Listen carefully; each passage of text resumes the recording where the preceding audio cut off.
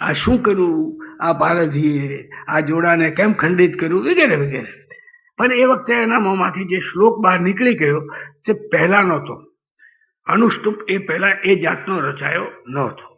એ રચાયો પછી એને ખબર આ તો મને તો એક છંદ સૂજો નવો, તો ચાલો એને કાયમ કરીએ, આપણે કંઈક મોટું લખીએ એટલે આ છંદ કાયમ થઈ જાય.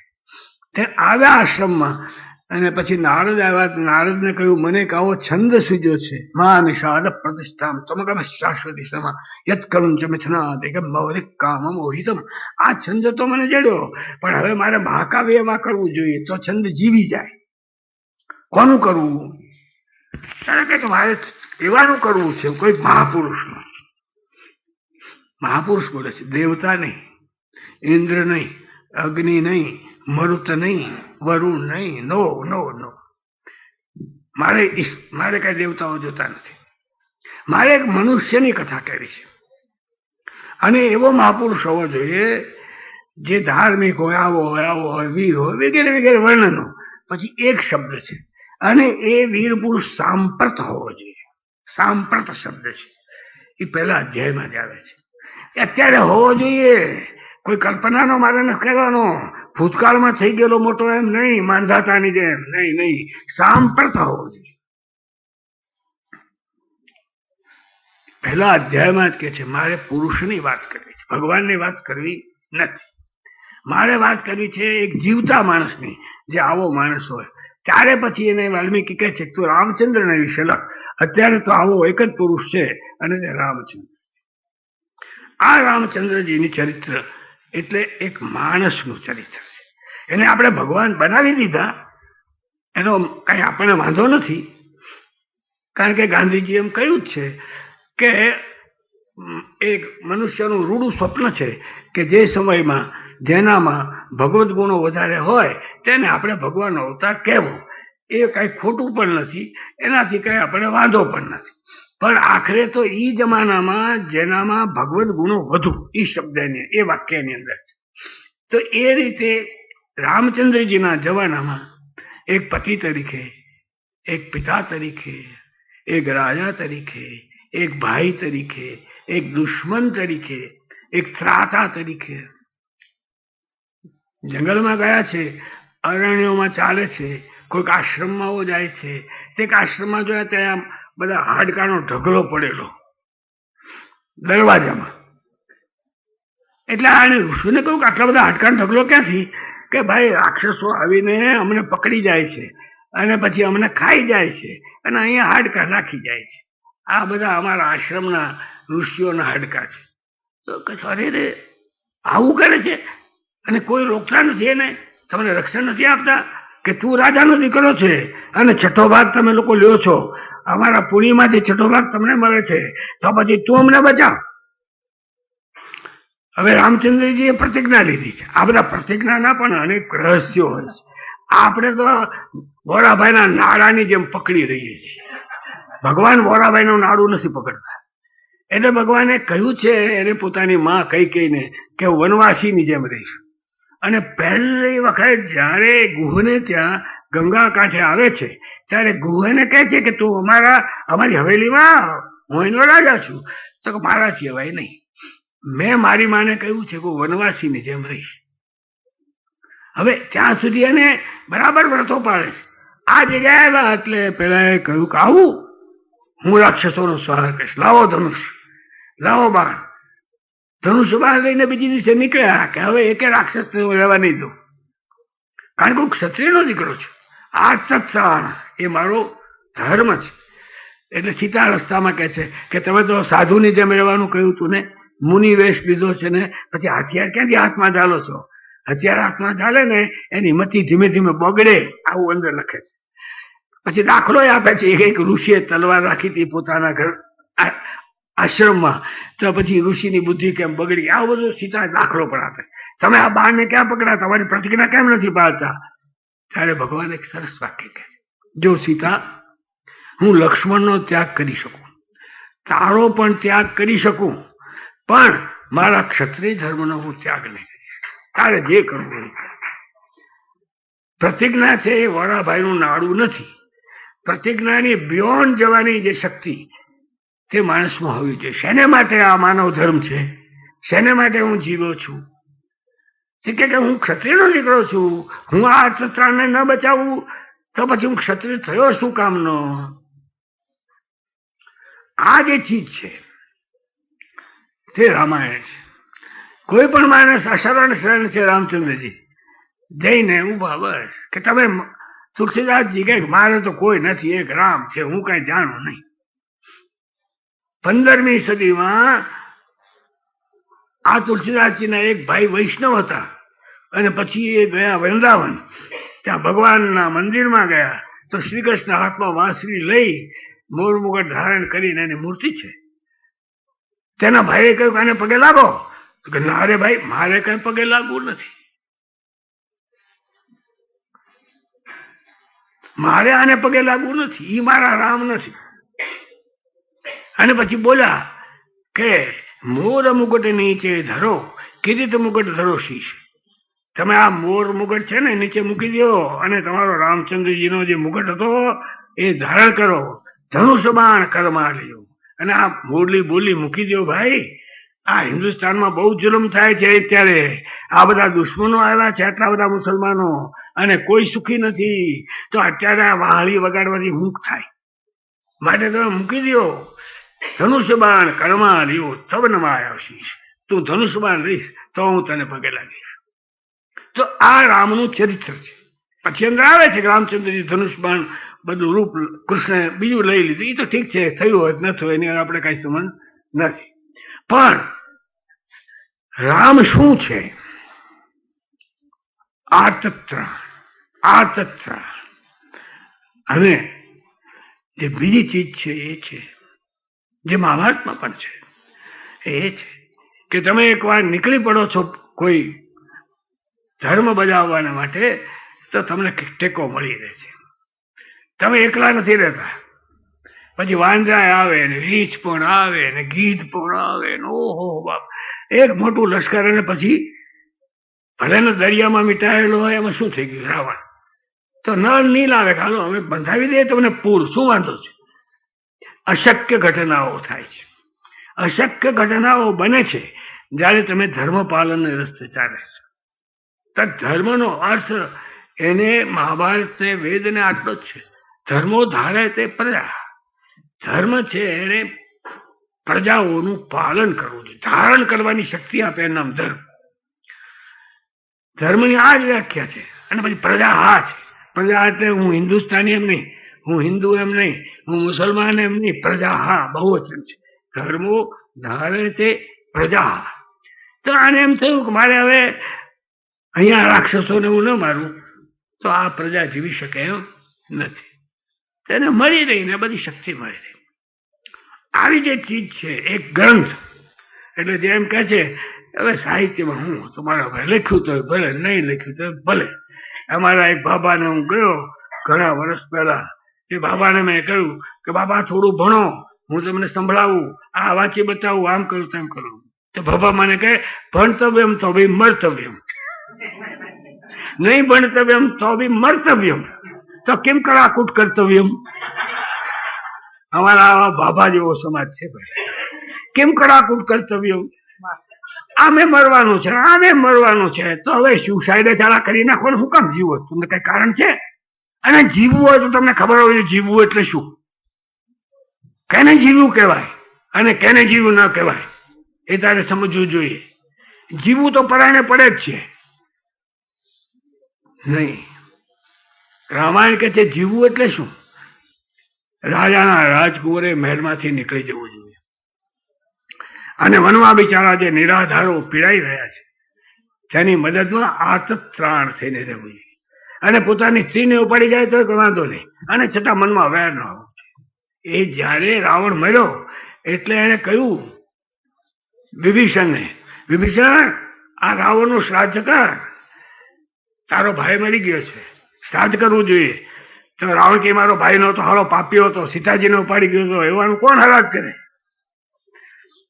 ભગવાને કહ્યું વિભીષણ મરણાંતાની વૈરાણી, મરણાંતાની વૈરાણી, મરણ સાથે વૈરનો અંત આપવો છે, અંત આપવો છે. તું એનું શ્રાદ્ધ સાર, હું આવીને બેસીશ. દુશ્મન તો મારો મોટો હતો ને, હું એની પાસે બેસીશ તારી જોડે, પણ શ્રાદ્ધ કરવું જ જોઈએ. અમારે કેટલાક ડાયા લોકો 1947 મારી હારે વાત કરે ને, બધા રેડિકલ્સ જેને કહેવાય. આ રેડિકલ છે ને એટલે જયારે ઉપરો માળ ઓછો હોય એને હું રેડિકલ કહું છું. ઇન્ફેન્ટાઇલ રેડિકલિઝમ, બાલિશ ઉદ્દામવાદ. આ લેનિનનો શબ્દ છે, હું મારા ઘરનો નથી વાપરતો. એટલે રેડિકલોને કહું છું કે હું લેનિનનો તને આપું છું કે તું ઇન્ફેન્ટાઇલ રેડિકલ છે. તે અંગ્રેજો આવી રીતે બિચારા ગયા, ખુશીથી ગયા, હસતા ગયા, અમને પણ હસાવતા ગયા. તો પેલો માણસ કે એમને એની પાસે બધા પૈસા લેવા જોઈએ. 1757 થી અત્યાર સુધી કેટલા રૂપિયા ઉપાડી ગયા છે, એ બધા એની પાસે માગવા જોઈએ. શું તમે લોકો છો? તમે લોકો સાવ મોળા લોકો છો. મોળા, જવાહરલાલ મોળા છે, કૃપલાની મોળા છે, તું મોળો છું, એમ સમાધાન ન થાય એને કહો.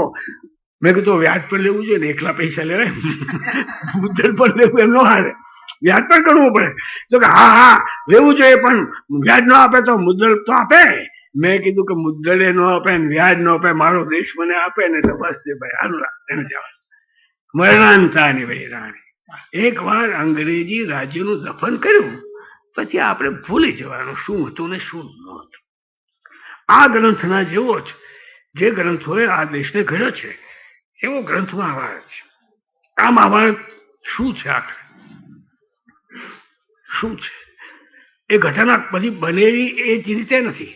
રામાયણ એવું જ બન્યું તો એમ નથી, પણ એટલી વાત સાચી છે કે હા, પાંડવો થયા હતા, યુદ્ધ થયું હતું, શ્રી કૃષ્ણ હતા, તેમ રામચંદ્રજી હતા. પછીની બાબતો છે એ વખતના કવિઓએ જે લાગ્યું, પણ એ ધ્યાન રાખવું જોઈએ. મારે તમને કહેવું છે કે રામાયણ ને મહાભારત લખનારા તે વખતની હયાત વ્યક્તિઓ હતી, તે પાછળથી કોઈ નથી લખ્યું.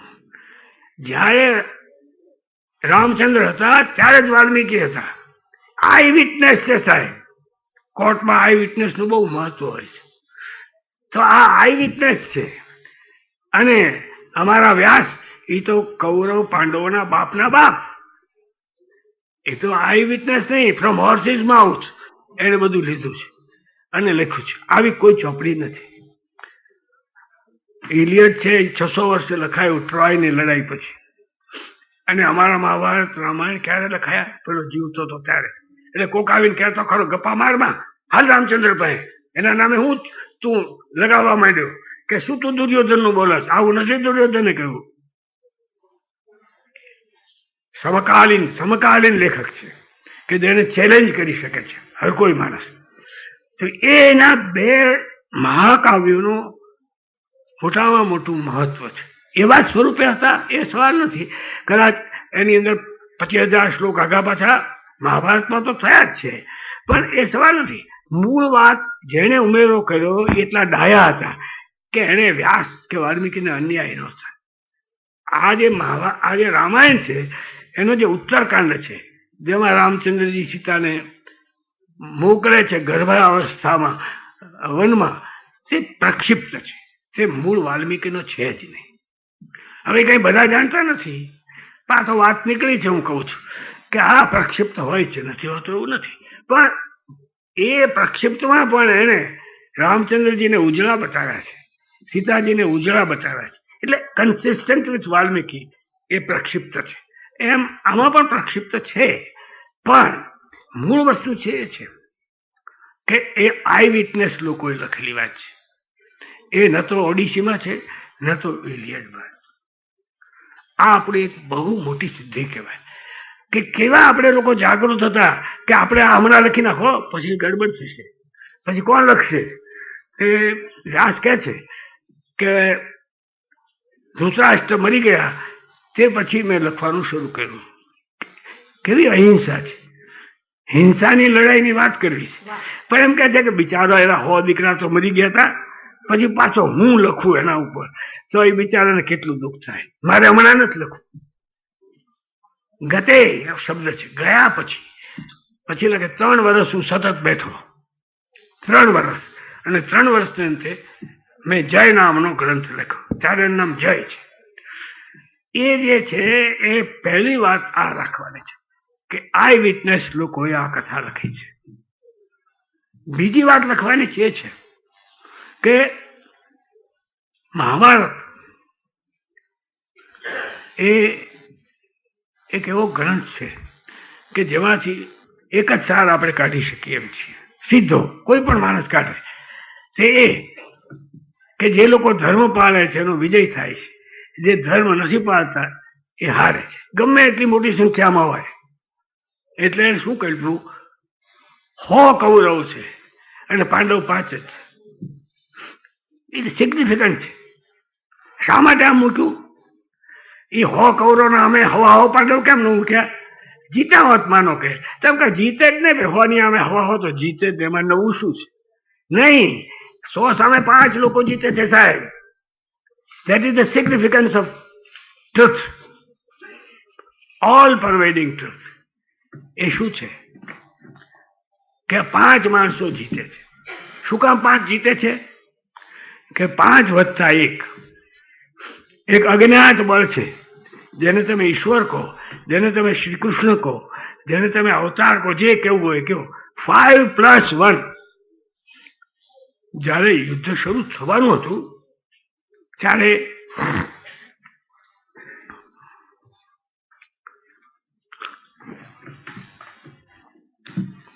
પોતપોતાના સગાઓની મદદ લેવા નીકળ્યા.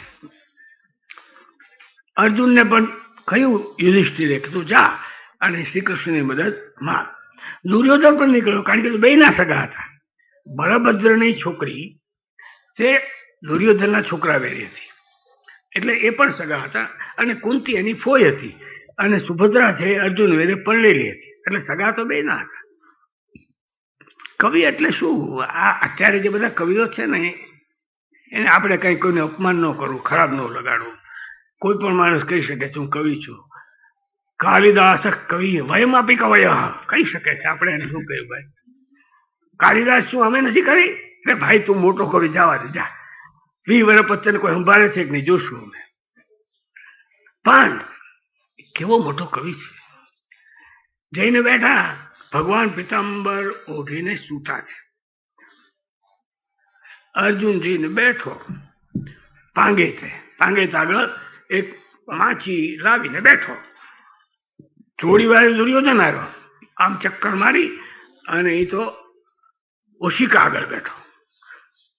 અભિમાની માણસો ઓશિકા આગળ બેસે છે, નમ્ર માણસો પાંગત આગળ બેસે છે.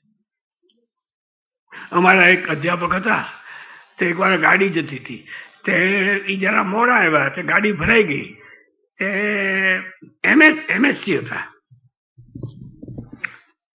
તે ભરાઈ ગયેલી ગાડી, અને આગળ અમારા ખેતીવાડીના કાર્યકર્તા વલ્લભભાઈ બેઠા હતા. બિલકુલ નહીં, આવી તો ને બેસું, હું ભાઈ બેહું, હું સિનિયર છું. સારું ભાઈ, તમારો વલ્લભભાઈ ડાયો, સારું તમે બેહો, હું વાહી જાઉં છું. વિદ્યા વિવાદાય ધનમ મદાય શક્તિ પરેશાન પરિપીડનાય. આ ભણેલા લોકોનું અથવા અધભણેલા લોકોનું આ લક્ષણ છે. તે અમારા પ્રોફેસરે કહ્યું તો ઓલો ડાયો માણસ બહુ નહોતો ભણ્યો. ખાલો ભાઈ, આપણે ગાડી તો એક જ છે ને, આગળ બેઠા પાછળ પહોંચવાના તો એક ટાઈમે છીએ. તો આ પેલો અમારો દુર્યોધન બેઠો ઓશિકે, ભગવાન ઉઠ્યા એટલે સ્વાભાવિક રીતે નજર તો પાંગે તરફ જાય. એટલે કહો અર્જુન ક્યારે આવ્યા છો, કેમ છે બધા, એની યાર વાતો કરવા માંડ્યા.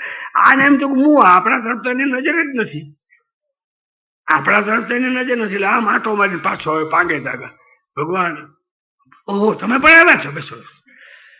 શું આવ્યા છો? ત્યારે કે અમે તમારી મદદ માંગવા હું આવ્યો છું. તમે અમારા સારા સગા છો, તમે અમને મદદ કરો. અર્જુન કે હું પણ મદદ માટે જ આવ્યો છું. સારું, મને ખબર છે તમે બે આવવાના જ હતા, અને મેં નક્કી કરી નાખ્યું છે કે તમને બંનેને મદદ કરવી, કારણ કે તમે બંને મારા સગા છો. હું એકને અમારી 200ની સેના આપીશ, અને એકને હું. જેને પસંદ કરવું હોય તમે કરો. એક બાજુ હું એકલો, અને બીજી બાજુ મારી 200ની સેના. અને પહેલા અર્જુન પસંદ કરે. આપણા ઘરોમાં નાનો ભાઈ ભાગ પહેલા ઉપાડે, ત્યાં નાનો ચારો કરતા, એટલે એને પેલા નામ લબુ ડબુ થવા માંડ્યું કે હાલો આને ક્યાં આપ્યું, એ લઈ લેશે સેના. તો કે ભગવાન તમે આવો. અર્જુન, હું સશસ્ત્ર નથી, ન્યસ્ત શસ્ત્ર છું. અંદર વાક્ય છે ન્યસ્ત શસ્ત્ર છું. હથિયારો મેં છોડી દીધા છે. તું એમ માન કે હું સુદર્શન ચક્ર લાવીને બધાના માથા ઉડાડી દઉં? ના, મને આ તમારા ઝઘડામાં રસ નથી. હું તો વગર હથિયારે તને સલાહ આપવા આવીશ. વિચાર કર તો કે નહીં બસ તમે આવો એટલે બસ છે. હું લડીશ. મારા કાંડા બાવડામાં તેવડ લડવાની છે. તમે મારા સારથી થાવ અને હું ન લડું, તમે લડો અને વિજય અપાવો તો હું દ્રૌપદીને મોઢું હું દેખાડું. મારે લડવું છે, મારે. તમે અમારા સારથી તરીકે બેસો. ત્યારે સવાલ શું છે?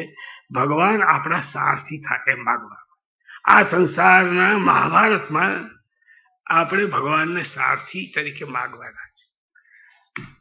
આપણી દુકાન પર બેસે સારથી, આપણા વેપારમાં બેસે, આપણા ઉદ્યોગમાં બેસે, આપણા રાજકારણમાં બેસે.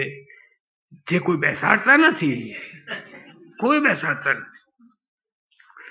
તો એ કે છે દુર્યોધનને કે હા તમે 2 અક્ષોણી સેના લઈને જાઓ તમે તમારે. તો રાજી થઈ ગયો કે આ અર્જુન તો 14 વર્ષ સોનમાં રહ્યો ને એટલે જરા એની બુદ્ધિ પશુ જેવી થઈ ગઈ છે. કઈ 2 અક્ષોણી સેના, એકલા શ્રી કૃષ્ણ, અને એમાં પાછા ન્યસ્ત શસ્ત્ર, કઈ હથિયાર વાપરવાના નથી, લેવાના નથી. કહેવાને એમ કે એને માગ્યા કઈ નહીં, આપણે ફાવી ગયા. દુષ્ટ લોકો શરૂઆતમાં ફાવતા જ હોય છે. This is a fact.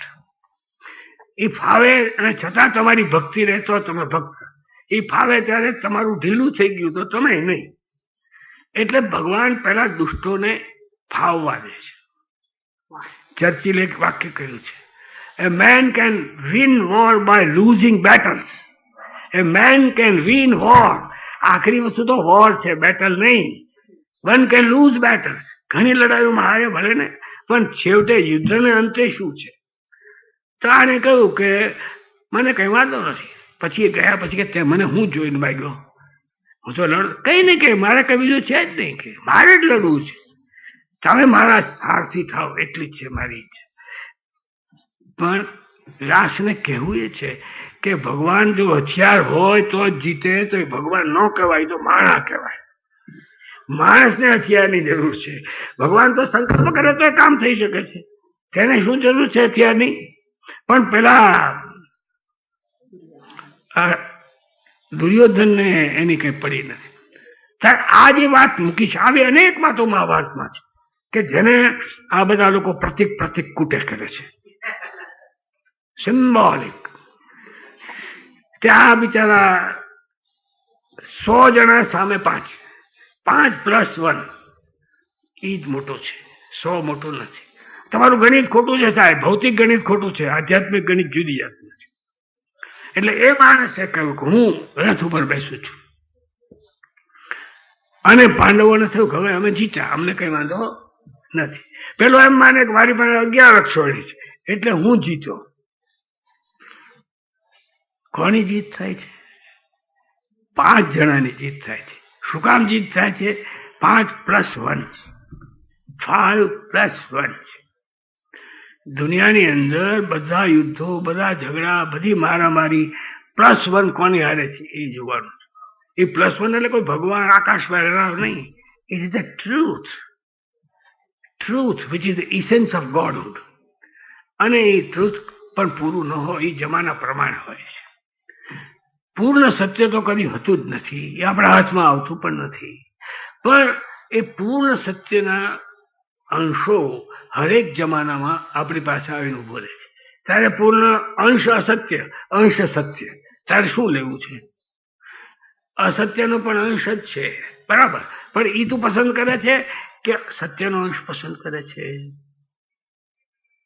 રામાયણમાં તો આવું પાર વગરનું છે. વન પર્વની અંદર તો બધું કેટલું બધું આવે છે, કેટલી બધી વાતો કરે છે, કેટલા આખ્યાનો છે દમયંતીના, સત્યવાનના, સાવિત્રીના. ઓહો, એક મહાન રત્નોની ખાણ છે. તમે એમ કાયદા જ કરો તો એનો પાર ના આવે, એટલું બધું છે. પણ 2 વાતો મારે કહેવી છે. આપણે 12:30 પૂરું કરવું છે ને? અડધો કલાક છે. 12:30 બરોબર છે. અડધો કલાક છે.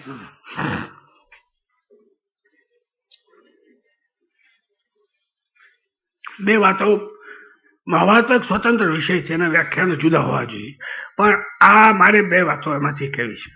એક તો એક મેં પહેલા શું કહ્યું, એક્સેપ્ટન્સ ઓફ લાઈફ, એ આપણા આ સંસ્કૃતિનો પ્રવાહ છે. It begins from Rigveda and ends at Gandhi, એમ મારે તમને કહેવું છે. રામકૃષ્ણ નો અર્થ એ છે કે રામકૃષ્ણનું વાત ગાંધીએ અમલમાં મૂકી છે. રામકૃષ્ણે આખો રિવોલ્યુશન કર્યો, એ વખતના આગલા બધા વિચારોને એ આપણે આગળ જોવું. પણ એક્સેપ્ટન્સ ઓફ લાઈફની મારે વાત તમને કરવી છે. મહાભારતમાં કેવી રીતે છે. એક બ્રાહ્મણ હતો, તપ કરતો હતો, મોટી જટા, કઈ વર્ષથી તપ કરતો હતો.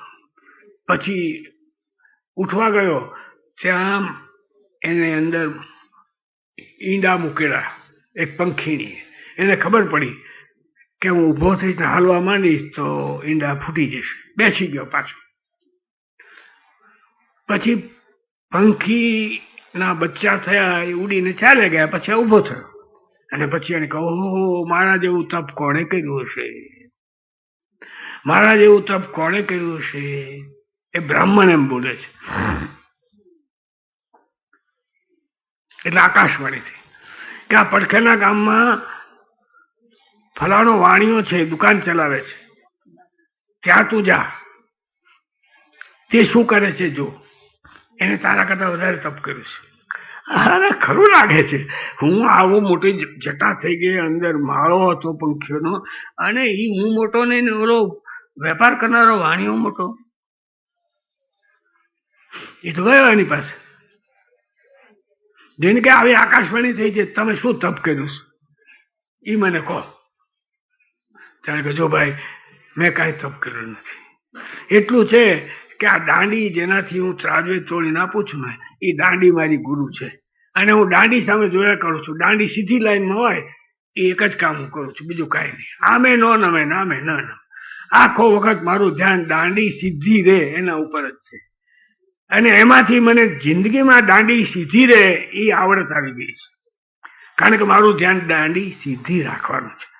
અને હું દારૂ વેચતો નથી, હું કે માંસ દારૂ વગેરે નથી વેપાર કરતો. અને છોકરો આવે મોટો આવે, જે મારું તો નિયમ હોય પ્રમાણે વધતું છું. આવી વાત મહાભારતમાં કહી છે. શું કામ? જીવનમાં વેપારને પણ સ્થાન છે.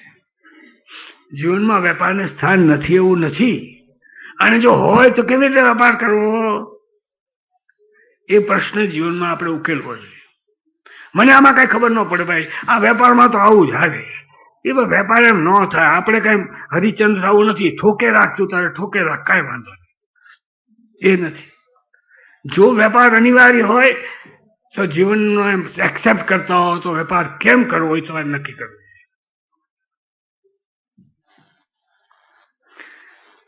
એક કૌશિક કરીને બ્રાહ્મણ હતો. એ છોકરો જુવાન, એટલે એને એમ થાય તપ કરવું જોઈએ, અને એને મા બાપ ઘરડા, એટલે તપ કરવા જઈ ન શકે. બીજું કોઈ ઘરમાં છોકરો નહીં, એને કે બેન નહીં, કાંઈ નહીં. એટલે આ તો બંધાઈ ગયેલો મા બાપ હારે. એને વારે વારે થાય કે તપ કરવા જવું છે, તપ કરવા જવું છે. પછી એક દાડો તો નીકળી ગયો, ભાગી ગયો કે આ બધો સંસાર ખોટો છે, માયા છે, આપણે તો નીકળી જાવ. નીકળી ગયો અને પછી વનમાં જઈને તપ કર્યું. ઘણો લાંબો વખત થયો. એક હાથ ઊંચો રાખ્યો, બે હાથ ઊંચો રાખ્યો, ને એક પગે ઉભો રહ્યો, ને આ બધી ઘણી બધી કસરતો તપમાં છે. તે બધું એને કર્યું. પછી ઘણા વર્ષને અંતે ભાઈ જતો હતો ગામમાં ભિક્ષા લેવા. તે નાહી ધોઈ અને એક ઝાડ નીચે બેઠો.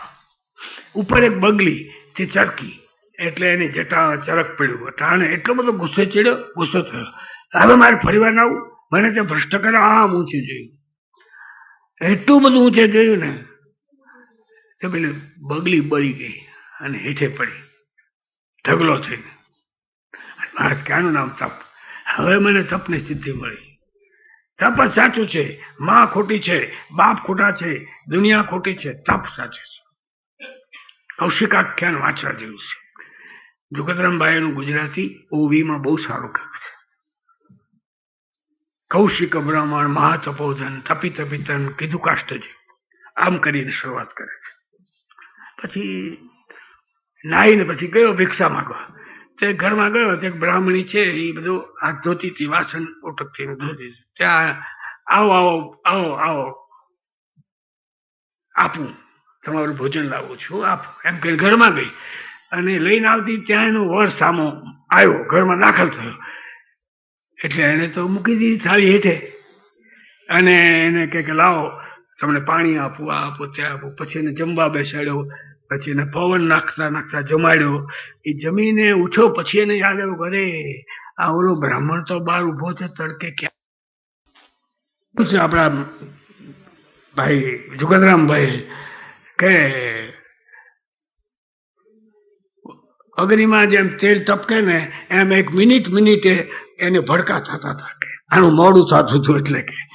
એટલે આવીને કે બ્રાહ્મણ માફ કરજો મને ભાઈ, મારા પતિ આવ્યા, હું એની બધી તરખડમાં પડી ગઈ. આમ શું સમજે છે તારા મનમાં? કઈ શાસ્ત્ર બાસ્ત્ર જાણે છે કે નહીં? આ શાસ્ત્ર છે ને ગોળી જેવું છે, કોકવા ઠોકી દેવાય એમને. બહુ માનવું નહીં આમાં, એનો બહુ દુરુપયોગ કરનારા લોકો છે. તું કઈ શાસ્ત્ર સમજે છે કે નહીં? કે પતિ મોટો કે અતિથિ મોટો, શું સમજે તારા મનમાં? માફ કરો મારી ભૂલ થઈ ગઈ, પણ હવે મારા પતિ આવ્યા એટલે હું શું કરું? અરે પતિ શું કરસ? આ પતિ બધું માયા છે, કઈ સમજે છે કે સમજતી? કે પછી ભાઈ કે તમે મારા પતિની નિંદા ન કરો મહેરબાની કરીને. મારે તો મારા પતિ છે સેવ્ય છે અને હું કઈ એની ટીકા તમે કરો એ સારું લાગે નહીં. મારી ભૂલ છે, હું કબૂલ કરું છું. એટલે આ વધારે ગુસ્સે થતો જાય.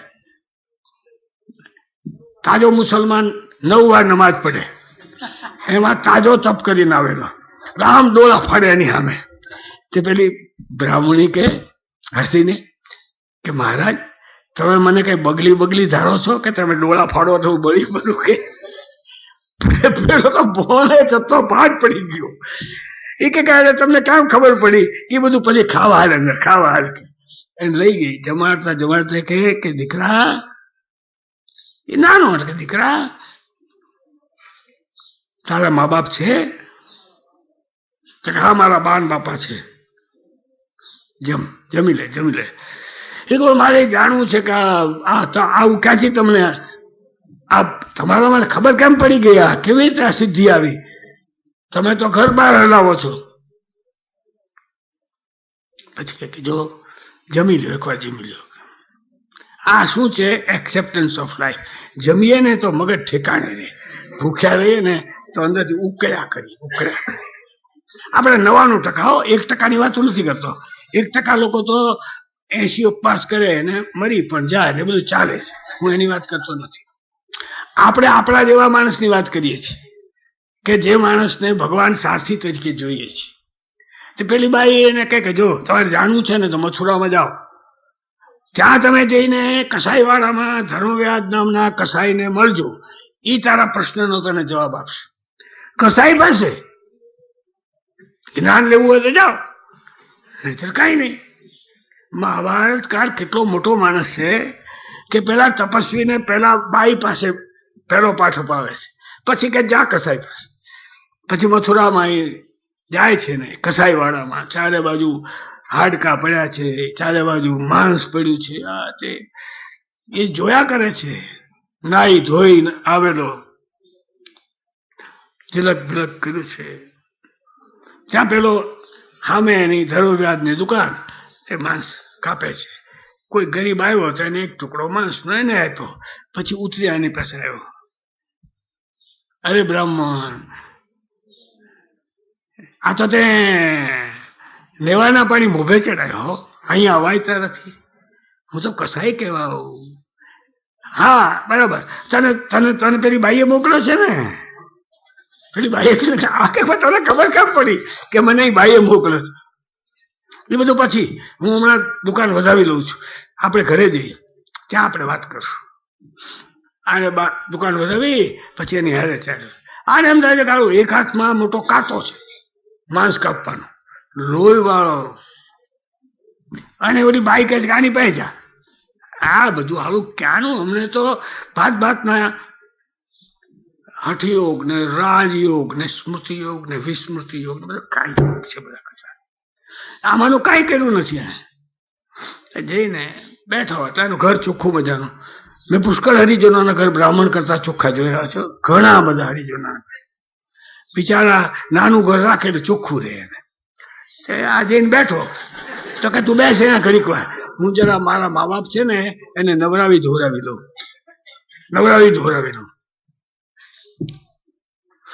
એના મા બાપ બે ઘરડા હુક લકડી મૂર્તિ જેવા નવરાવ્યા, ધોરાવ્યા, રાંધ્યું, એને જમાડ્યો.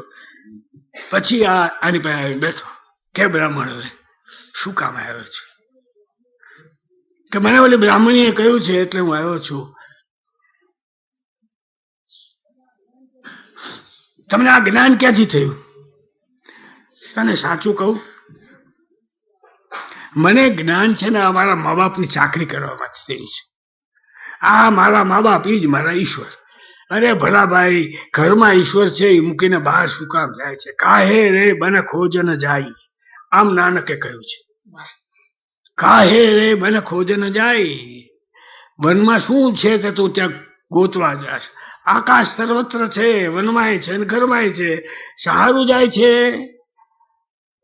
આ મારા મા બાપ ઈ મારા ઈશ્વર જેવા છે, અને હું એને રોજ નવરાવું, ધોરાવું, જમાડું, અને એની ચાકરી કરતા કરતા અનાયાસે મને આ જ્ઞાન મળ્યું છે. તો ભાઈ, ત્યાં આજ દિવસ સુધી અંધકાર પાસે જઈને તે કહ્યું છે કે તું મને પ્રકાશ આપને. અરે બેવકૂફ, અંધકારની પાસે પ્રકાશ હોય તો અંધકાર જ કેવી રીતે હોય? ત્યાં તું અંધકાર પાસે તું ગયો પ્રકાશ માગવાના માટે? તારા મા બાપ છે કે નહીં? કે અમારા ઘરના મા બાપ છે. અરે જા ત્યાં, એની આંખો વહી ગઈ છે રોતા રોતા, તારા તું વયો ગયો એટલે કે પાછો જા, તારા મા બાપની ચાકરી કર. છે ને ભગવાનનો પ્રતાપ, મા બાપ બેઠા છે ને હજી? તો કે હા છે. જા, ત્યાં જ્ઞાન થશે. આ બધી યોગાદીની કસરત મૂકી દે. કે આ કૌશિકાખ્યાન એ વનપરોમાં ઋષિએ યુધિષ્ઠિરને કહ્યું છે કે ભાઈ, આ જે છે એ એક્સેપ્ટન્સ ઓફ રિલિજન છે. માણસ છે એટલે પરણશે, પછી એને બાળકો પણ થશે, એને મા બાપ પણ હશે. એટલે શું બધું રિજેક્ટ કરીને ચાલે જવું? એમાં જે રસ્તો કાઢવો જોઈએ. ભગવાન જો ઝાડમાં છે, ભગવાન જો પાણીમાં છે, ભગવાન જો પથ્થરમાં છે, તો ભગવાન તારા ઘરમાં નથી? અને તું કઈ જાતનો આંધળો છું? શા માટે તું ત્યાંથી જ નથી શરૂ કરતો? શ્રીકાંતના ત્રીજા ભાગમાં મને સાહિત્યમાંથી ઘણું જાણવા મળ્યું છે. હું કઈ બહુ ધાર્મિક લોકોની હારે બહુ જાજો મારે સંબંધ નથી હોતો. તે શ્રીકાંતમાં એવું આવે છે કે શ્રીકાંત એક વૈષ્ણવ લોકોના અખાડામાં જઈ ચડે છે, અને ત્યાં કમલલતા કરીને એક બાઈ છે. તે પછી કમલલતા એ તો ત્યાં પેલા મૂર્તિની આખો વખત હવારના પોરમાં એને એક પૂજા, પછી પાછું નાસ્તો કરાવવાની બીજી પૂજા, પછી પાછી ત્રીજી પૂજા, હા રાત સુધી હારા જ કરે, શયન ભોગ સુધી. ત્યાં આ બધા વૈષ્ણવ બાઈઓ બધી આખો વખત એમાં ને એમાં. ત્યાં જોયા કરે એક દી કમલલતા ગ્રેજ્યુએટ થયેલી છે. તો કે કમલલતા, તમને કદી કંટાળો નથી આવતો? તમે આ બધી આખો વખત શું કરો છો? એટલે કંટાળો શેનો આવે કે ભગવાનને અમે એની દાસીઓ છીએ, તો અમે ભગવાનને શા માટે ખવડાવવા, પીવડાવવા, નવરાવા, ધોવડાવશું? એટલે કે તમે ગ્રેજ્યુએટ થયા છો ને તમે આને પથ્થર ને ભગવાન કહો છો? અરે અરે ગુસાઈ, એમ ન બોલાય, ન બોલાય. અને પછી પેલા મૂર્તિના હાથ જોડે કે માફ કરજો, આ ગુસાઈજીને માફ કરજો, એ આવું કેમ બોલે? અંદર વર્ણન બહુ મજાનું છે. પછી એ કહે છે પણ મને બહુ નવાઈ લાગે છે કમલલતા, તમે આ શું બોલો છો? કે ગુસાઈજી, ભગવાન બધે છે એમ તો તમે માનો છો ને? તો ભગવાન અહીંયા આવીને અટકી ગયો છે આ પથ્થરની મૂર્તિ પાસે, એની અંદર નથી જવાતો ભગવાનથી એમ? તમે ભગવાનને અસમર્થ માનો છો એમ? તમારો ભગવાન એવો છે, મારો ભગવાન સમર્થ છે. એ લાકડામાં જઈ શકે છે, પથ્થરમાં જઈ શકે છે, લોઢામાં જઈ શકે છે. આ જે ચીજ છે કે ભગવાન સર્વત્ર છે, અને તમારે ક્યાંય જવાની જરૂર નથી. જ્યાં તમે છો ત્યાં પણ ભગવાન જ છે. અને શા માટે તમે તમારો સહજ કર્તવ્ય, તમારા મા બાપ ગયેલા છે તો એની ચાકરી કોણ કરશે? સરકાર કરશે. આ તો વેલફેર સ્ટેટ છે. તું શું કરશ કોડા? બેવકૂફ, તું ઇલફેર કરીશ અને રાજ વેલફેર કરશે. What is this nonsense? એટલે એક કહે છે ઋષિને કે તમારે વારે વારે હવે અમારે સાધુ થઈ જવું છે એવું ન બોલવું. યુધિષ્ઠિરને કહે છે આ બધા તમારા ભાઈઓ, આ તમારી પત્ની, આ કેવી રીતે વનમાં તમારી સાથે આવ્યા, જરા વિચાર તો કરો. અને ભગવાન જો કોઈ ઠેકાણે એના વિના ખાલી જગ્યા નથી તો તમારા ઘરમાં પણ ખાલી જગ્યા નથી. શા માટે આમ કરો છો? જેની મેં શરૂઆત કરી કે acceptance of life. A life છે, ખરાબ તો સુધારો, પણ યુ મસ્ટ એક્સેપ્ટ લાઈફ. આ એ વાર્તામાં એ છે. અને હવે જે મારે કહેવાનું છે મહાભારતનો એક જ મુદ્દો છે, બાકી એમાં ઘણું બધું છે. કે મહાભારતનો એક અંત છે એ દુનિયાના કોઈ મહાકાવ્યમાં, કોઈ નાટકમાં, કોઈ નવલકથામાં નથી. શ્રી કૃષ્ણ અવસાન પામ્યા એટલે પાંડવો કહે છે હવે આપણે રહેવાનો કઈ અર્થ નથી. આપણે તો શ્રી કૃષ્ણ હતા ત્યાં સુધી હતા. શ્રી કૃષ્ણ વિનાનું આપણું જીવન, એમાં આપણને કઈ રસ નથી. ચાલો આપણે ચાલ્યા જઈએ હિમાલયમાં. હિમાલયમાં ગયા પછી એક પડતા ગયા. દ્રૌપદી, નકુલ, સહદેવ, અર્જુન, ભીમ. માત્ર એક કૂતરો હસ્તિનાપુરથી હારે હાલતો હતો, એ હારે રહ્યો. અને પછી ટોચ પર જાય છે, કેદારનાથની પેલી બાજુ જે હિમાલયના મોટા શિખરો છે તેના પર ચડે છે.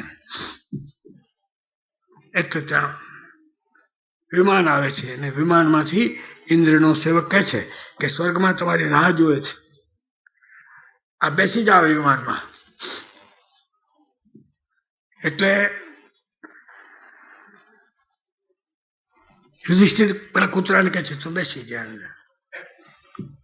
અત્યારે જો કે ફર્સ્ટ ક્લાસમાં કૂતરા લઈને જાય છે, પણ બધા યુધિષ્ઠિરો નથી હોતા. આ કૂતરાને લે છે એટલે પેલો કહે છે અરે અરે સ્વર્ગમાં કૂતરો કેવી રીતે આવે? તો અધમ પ્રાણી છે. કે તો મારે નથી આવું. આ બિચારો કૂતરો હસ્તિનાપુરથી બધો મારી હારે આવ્યો અને આ ચારે બાજુ બરફમાં બિચારો આકુળ વ્યાકુળ થઈ ગયો છે. તે આકુળ વ્યાકુળે મૂકીને હું કેવી રીતે આવી શકું ત્યાં? પણ કે તમે તમારા પત્નીને છોડી દીધી, તમારા ભાઈઓ, પણ એ તો ગુજરી ગયા, મરી ગયા, એટલે છોડવા જ પડે ને. મેં એને જીવતા નથી છોડ્યા. કે આ કૂતરો મારી સાથે આવશે, એ પહેલા ને પછી હું મરજો હોય તો ભલે, તું લઈ જા તારું વિમાન, મારે જોતું નથી. લીધો અને એમ કહ્યું એને કૂતરાએ હું ધર્મરાજા છું, તારી કસોટી કરવામાં આવ્યો હતો. જયારે જાય છે સ્વર્ગમાં પછી મજા છે. તો સ્વર્ગમાં ગયા તો આમ સામે ઇન્દ્રના પડખે સિંહાસનો ઉપર દુર્યોધન, દુશાસન, પછી આપણો શકુની, જેની અત્યારે મેજોરિટી છે, એ શકુની બેઠેલો, બધા બેઠા હતા. એના બધા ભાઈઓ દુર્મુખ નારદ હતા. તો નારદને કે ભાઈ મારા ભાઈઓને મળવાનો છે. આ બધા ગેંગસ્ટરો ક્યાં છે અહીંયા? આ કેવી રીતે અહીંયા છે? આ સ્વર્ગ છે? એટલે નારદ કે જો મહારાજ, વૈર તમે નીચે મૂકીને આવ્યા, સ્વર્ગમાં વૈર ન રખાય. એ તો હું સમજુ છું નારદજી, આ વૈરની વાત નથી, આ ન્યાયનો પ્રશ્ન છે. મારે કઈ વૈર નથી એની હારે, પણ ન્યાયનો પ્રશ્ન છે. આ બધા રિંગ લીડરો, બધા હરામખોરો, તે લોકો સ્વર્ગમાં આવીને બેઠા છે. તો તમારો સ્વર્ગમાં કયો ન્યાય પ્રવર્તે છે? પૃથ્વીમાં તો અમે એને માર્યા, અમે એને સાફ કરી નાખ્યા, પૃથ્વીને અમે નિષ્કંટક કરી, અને તમે આ સ્વર્ગમાં ખોઈ ગાલો છો ને. આ કઈ જાતનું તમારું સ્વર્ગ છે? અને મારા ભાઈ બહેનો, મારા ભાઈઓ, મારી દ્રૌપદી, મારો મોટો ભાઈ કર્ણ, જેને અમારી ભૂલમાં મારવો પડ્યો, ક્યાં છે એ બધા? તો ઇન્દ્ર કે મહારાજ એ તો નરકમાં છે. અરે તારું સત્યાનાશ જાય, આ લોકો નરકમાં, અને આ બધા 1 નંબરનો નંબરી માલ છે બધો, તે અહીંયા મારે નથી રહેવું, તારું સ્વર્ગ ભલે તારી પાસે રહે, તું મને નરકમાં લઈ જા. એટલે માણસને કહ્યું ભાઈ એમને તું નરક બતાવવા લઈ જા. પછી ભારે વર્ણન આવે છે, ભયંકર વર્ણન નરકનું છે.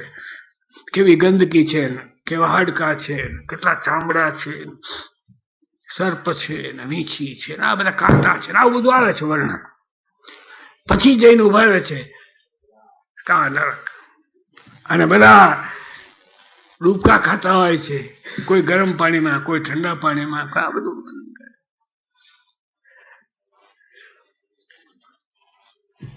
આ કહો આ પ્રાણીઓને કેટલી બધી પીડા છે. એટલે આપ કઈક મહારાજ સ્વર્ગ નરક જોઈ લીધું, હવે આલો પાછા.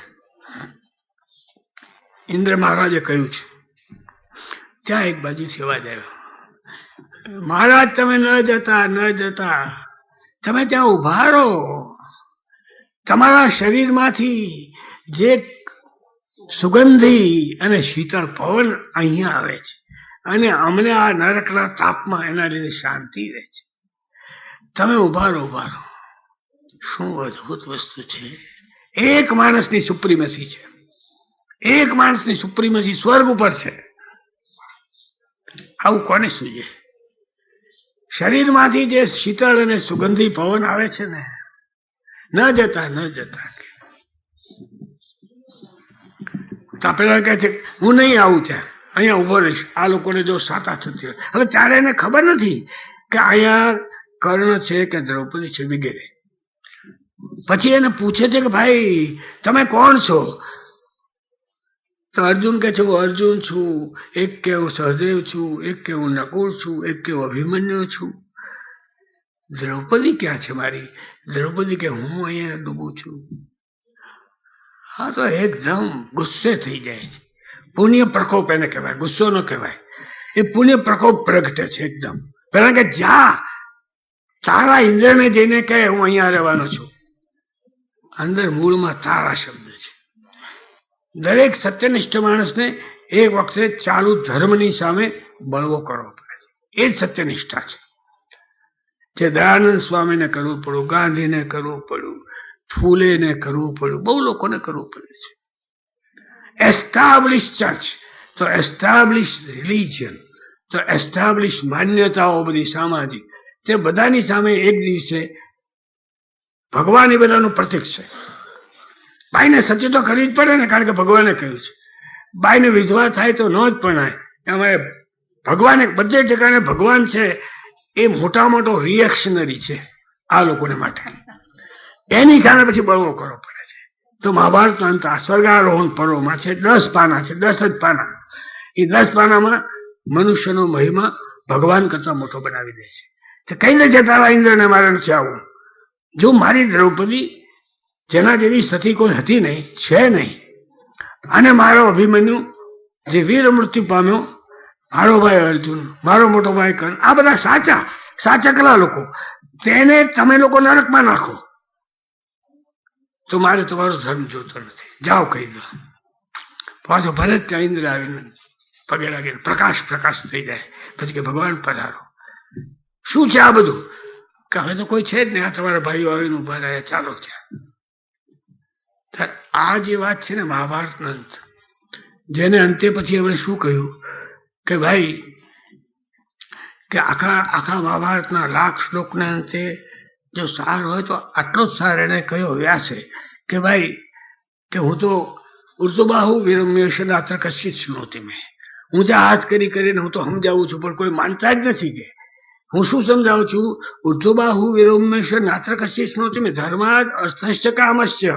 ભાઈ આ ધર્મ છે એ તમને બાવા નથી બનાવતા, તમને ઘર નથી છોડાવતું, તમને ભૂખ્યો નથી રાખતા. ધર્મ પાળશો તો અર્થશ્ચ કામશ્ચ, તમને અર્થ અને કામ જરૂરી મળશે, આવશ્યક છે એ મળશે. ધર્માદ અર્થસ્ય કામશ્ચ સ કિમર્થમ ન સેવ્યતે. હું એમ કહું ધર્મ પાળશો તો બાવા થઈ જાવ, તમે ન પાળો એ હું સમજી શકું છું. હું તમને કહું છું તમે ધર્મ પાળશો તો તમારે ઘર નહીં હોય તો એ તમે ન થાવ, હા પાડું છું. પણ હું તો એમ ખાતરી આપું છું ધર્માદ અર્થસ્ય કામશ્ચ સ કિમર્થમ ન સેવ્યતે. તો કેમ તમે પાળતા નથી? આ જ એનો છેવટનો શ્લોક છે, જે બધાને આજ્ઞા છે કે રોજ આ શ્લોક બોલવો જોઈએ. તો આ એક્સેપ્ટન્સ ઓફ રિલિજન એમને ચાલ્યા કરે છે. હવે આપણે 12:30 2 મિનિટ છે, 1 મિનિટ, એટલે આપ સૌનો આભાર માની અત્યારે હું પૂરું કરીશ. પછીના વખતે આપણે આગળ ચાલીશું.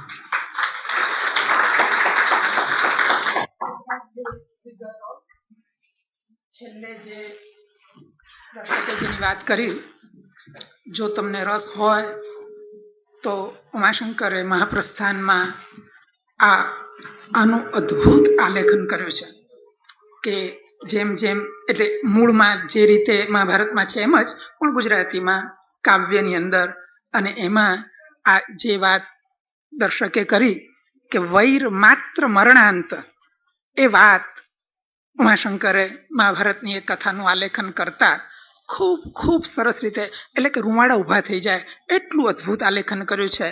જો એટલે મનુભાઈની વાત તો ન થાય એમની સાથે, પણ જો રસ હોય તો ક્યારેક આપણે ભેગા મળશું અને ઉમાશંકરને વાંચીશું. એક અદ્ભુત ચિત્ર કવિએ એમાં આલેખ્યું છે. સંસ્કૃત વાંચવાનો કે સમજવાનો તો આપણો ક્યાં બહુ અવકાશ છે, પણ ગુજરાતીમાં આનાથી વધુ.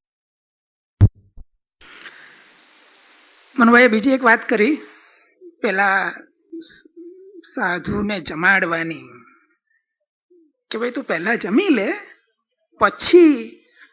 તો ભગવાન બુદ્ધનો પણ એવો જાણીતો પ્રસંગ છે કે પેલો આવે છે વાદ વિવાદ કરવા માટે કે હું તો તમને તત્વજ્ઞાનના પ્રશ્નો પૂછવા આવે, કે પહેલા તું જમી લે. તો પણ કે મારે એમ કે જમવાની કઈ ગરજ નથી, તો કે ના પહેલા જમી લે, પછી જ કંઈક જ્ઞાનની કઈ ચર્ચા થઈ શકે. સુખડિયા આવી નથી પહોંચ્યા.